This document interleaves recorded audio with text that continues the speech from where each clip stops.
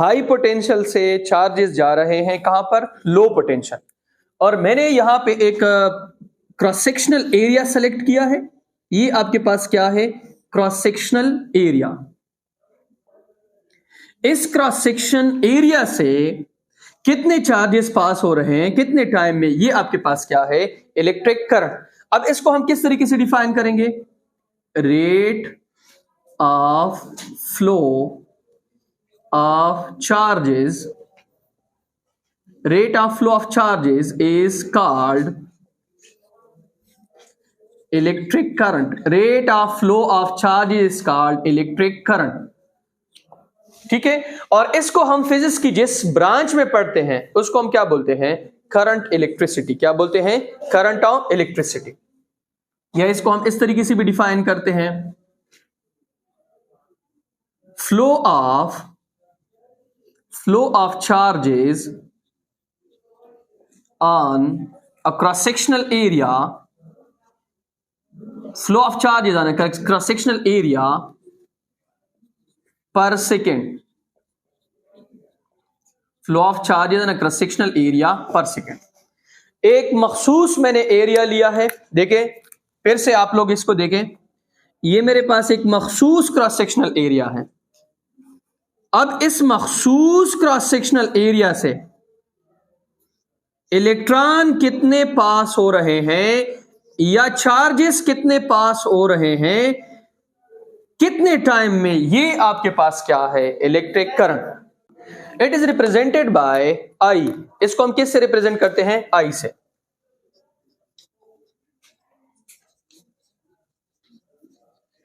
It is represented by I. Current को हम किस से रिप्रेजेंट करते हैं, आई से। और क्यों हमारे पास क्या है, चार्ज है, और टी हमारे पास क्या है, टाइम है, इन हमारे पास क्या है, नंबर ऑफ चार्जेस। ठीक है, नंबर ऑफ चार्जेस। अगर मैं कहीं ई इस्तेमाल करूं तो आपके पास क्या है, इलेक्ट्रॉन है। क्या है, इलेक्ट्रॉन है। ठीक है, अच्छा अब इसका मैथमेटिकल फॉर्म है,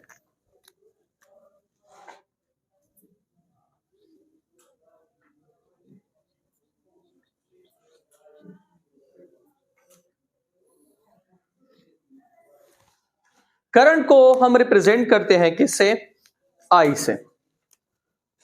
तो आई आपके पास बराबर है क्यों डिवाइडेड बाय टी।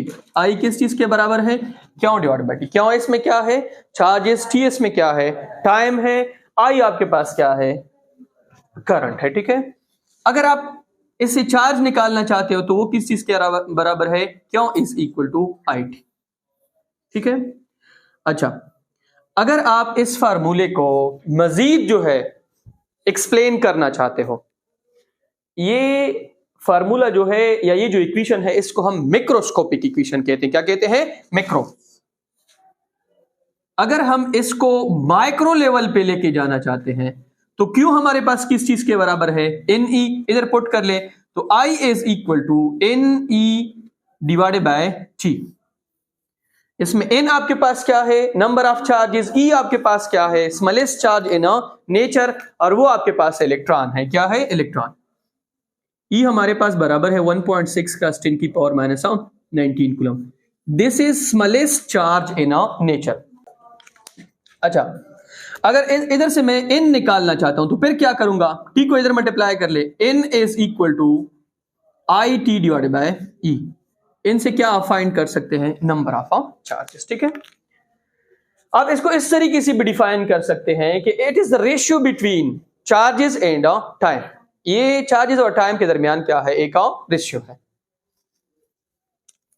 अच्छा अब जो है करंट की यूनिट है,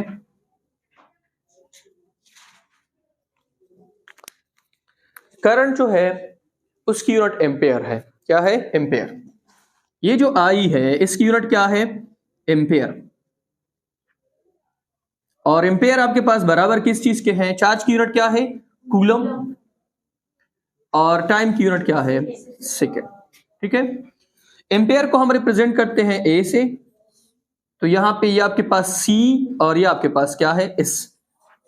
अगर कहीं पर एमसीक्यूज में आ गया कि the unit of current is तो फिर आपके पास क्या है, एम्पियर।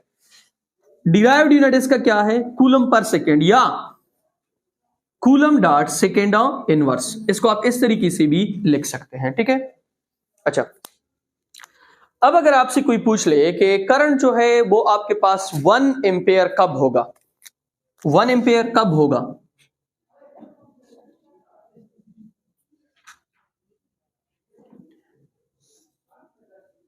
अब अपने साथ नोट करें।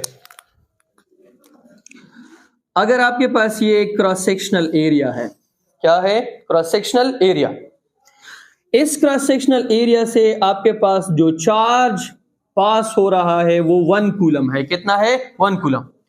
और यहां वो जो टाइम ले रहा है वो आपके पास 1 सेकंड है।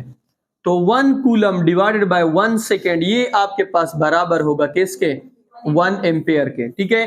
तो 1 एम्पियर करंट आपके पास कब होगा, जब 1 कूलम चार्ज किसी क्रॉस सेक्शनल एरिया से 1 सेकंड में पास हो जाए तो आपके पास करंट क्या होगा, 1 एम्पियर होगा, ठीक है। अच्छा, अब ये जो एम्पियर है ये बहुत मतलब बड़ी यूनिट है, इनसे भी बड़ी यूनिट हो सकती है। एम्पियर से बड़ी यूनिट जो है वो आपके पास क्या है, ये तो मैंने लिखा है एम्पियर। फॉर एग्जांपल आपको कोई कहे कि इनसे ज्यादा मुझे बता दे, तो ये आपके पास मेगा एम्पियर हो सकती है। ये तो बहुत बड़ी यूनिट्स है सारी, ठीक है। ये आपके पास के एम्पियर हो सकती है। अगर स्मॉलेस्ट यूनिट की बात कर ले तो आपके पास क्या हो सकती है, मिली एम्पियर हो सकती है, माइक्रो एम्पियर हो सकती है, ठीक है, नैनो एम्पियर हो सकती है। तो स्मॉलेस्ट के लिए आप प्रीफिक्सेस यूज करोगे, मिली एम्पियर 10 की पावर -3, माइक्रो 10 की पावर -6, नैनो 10 की पावर -9। अगर आप इनसे आगे जाते हो तो फिर पॉजिटिव में के भी आपके पास है, एम भी आपके पास है, जी भी आपके पास अवेलेबल है, ठीक है। अच्छा, अब आपके पास है सोर्सेज ऑफ करंट। इसमें एक चीज अपने साथ याद रखें, अगर कोई आपसे पूछे कि करंट कौन सी क्वांटिटी है, तो ये कौन सी क्वांटिटी है, स्केलर क्वांटिटी। अब वो आपसे सवाल करेगा, ठीक है, कि करंट की तो डायरेक्शन भी है और इसका मैग्नीट्यूड भी है, तो ये आपके पास स्केलर कैसे हो सकता है। करंट की डायरेक्शन है कि नहीं है, या पॉजिटिव से होगी या किधर से होगी, नेगेटिव से। और इसकी मैग्नीट्यूड भी है 2 एम्पियर 3 एम्पियर, मैग्नीट्यूड भी है, डायरेक्शन भी है, तो फिर ये आपके पास स्केलर क्यों है। तो आप अपने साथ नोट करें कि स्केलर के वेक्टर के होने के लिए it does not obey vector law of addition. Vector law of addition, ये वेक्टर लॉ ऑफ एडिशन को ओबे नहीं करता है, इसी वजह से ये आपके पास कौन सी क्वांटिटी है, स्केलर। इसका डायरेक्शन भी है, इसका मैग्नीट्यूड भी है, ये लॉ ऑफ वेक्टर एडिशन को ओबे नहीं करती है, इसी वजह से ये स्केलर है, it is not a vector.